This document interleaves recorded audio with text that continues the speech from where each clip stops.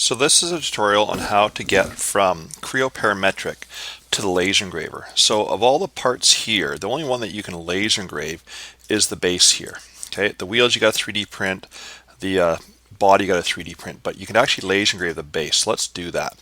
So it starts off pretty simple. I just go to New, I go to Drawing, and I'm going to call this Sumo Base. Okay, and I'll call it 2D layout. And you notice how, as usual, I do not have any spaces. Okay, so that's where we're going to start off. If I could spell it right, layout. And I'm going to take off this use default template, go OK. And here I'm going to default model, I'm going to leave it blank. I'm going to go to empty. I'm going to click, instead of portrait landscape, I want variable. And I'm going to change the width here. I've already changed it here, but basically it's 20. I think your default was 22 by 17. You're going to change it to 24 by 12, just like it is here. Okay, and so it's just 24, and then that's 12. And then we're going to hit OK. So what happens is I got the basic drawing here. And right now it's pretty straightforward. All I'm going to do is go up to the drawing models, okay, which is in the center, or kind of on the screen there. I'm going to go add model, and we're going to add the base here. Okay, and it says down here it's been added, and what I want then to do is actually place it on the paper here. So I'm going to go to General, View, and No Combined State. I'm going to hit OK. And then it says down here, select center point for drawing view. So I'm just going to click, it doesn't matter where, I'm going to click right here. Okay, and I'm going to move this out of the way so you can see what's there. So here's my base that comes in, and I don't want to leave it, on an angle like that. I want it flat because I want a 2D drawing. So I'm going to take my top view and go apply, and you can see it goes flat.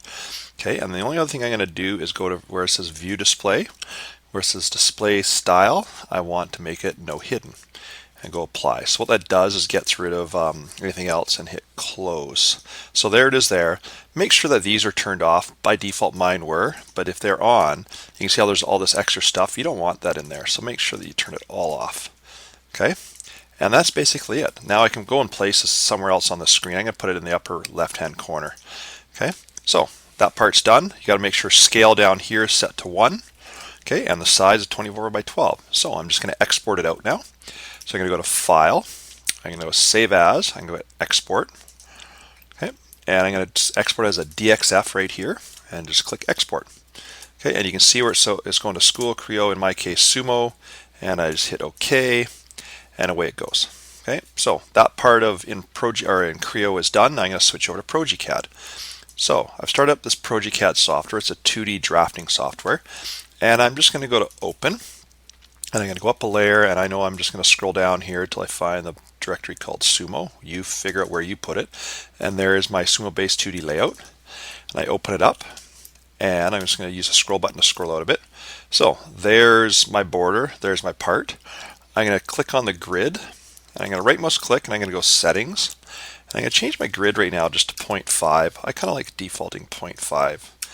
Okay, and down here it says Display dotted grid in. Make sure this 2D there's a check mark there.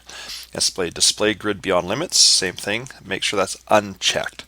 So what you're going to get is you're going to get this bed of dots, and that represents 24 by 12. Now you just click with your left mouse button, highlight all the lines because you don't need the border. Hit delete. Okay, now you have just your part that you want to laser engrave. Then you highlight it. Where it says white right here, you're going to change it to red. And where it says by layer here, this is the line thickness. I'm going to go to 0.05. This is important. The laser engraver picks this up. Okay, and just hit escape, and there's my part. So, pretty simple, straightforward. File, I go to plot, ignore any errors you have here. Just continue through it, and here's now where I go to the printer. So my printer mine's called laser engraver. Yours might be called the VLS 3.50, so you click on it. Okay, it says paper size now 24 by 12. Okay, you come down to print scale. Make sure it's 1:1. I'm just going to make sure in here it's 1:1. Okay, what to print? This is very important. Not display. Make sure it says limits. This is very important. And then finally, drawing orientation landscape. Okay, click on preview, and there's my part, all ready to go for the laser engraver. And I can just hit print. and away it goes. Now, the third step is going to laser engraver software. So, where it says show icon, hide icons, there's one called Universal Laser Systems. You click on it, and here it is in the laser software. You'll notice ProG brings in this black text because it's an academic version. You can't get away from that. So we click on settings. And in this case, depending on the materials, I have one setting at school on the school computer. It's called electronics for acrylic, but you click on manual control. The black I'm going to take to nothing because I don't want the black ProG stuff to show up. So this is the speed of the laser, goes really fast. It's just not doing anything. I hit set. And then red, depending on the material I'm using.